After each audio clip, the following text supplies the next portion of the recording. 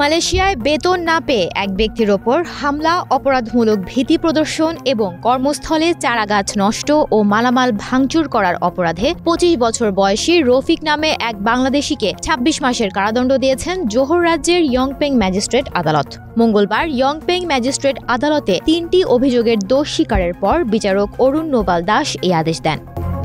আদালত সূত্রে জানা যায়, প্রথম অভিযোগ অনুসারে ৭ ডিসেম্বর রাত ১০টায় জালান লাবিস ইয়ংপেংয়ে ৩৩ বছর বয়সী এক ব্যক্তিকে ইচ্ছাকৃতভাবে আহত করার অভিযোগ আনা হয়েছিল। এরপর তাকে দণ্ডবিধির ৩২৩ ধারার অধীনে অভিযুক্ত করা হয়, যার মধ্যে ১ বছরের জেল বা জরিমানা অথবা উভয় দণ্ডের বিধান রয়েছে। দ্বিতীয় অভিযোগে তার বিরুদ্ধে ভয় দেখানোর জন্য অপরাধমূলক হুমকি দেওয়ার অভিযোগ আনা হয়েছিল এবং একই তারিখ ও একই সময়ে এই ঘটনা সংঘটিত হওয়ার জন্য দণ্ডবিধির ৫০৬ ধারার অধীনে অভিযোগ আনা হয়। তৃতীয় অভিযোগে ৮ ডিসেম্বর দুপুর ১২টায় অভিযুক্ত বাংলাদেশি জালান ইয়াংপেংয়ে যে কোম্পানিতে কাজ করতেন সে কোম্পানির ২০টি চারাগাছ নষ্ট করে এবং মালামাল ভাঙচুর করেন।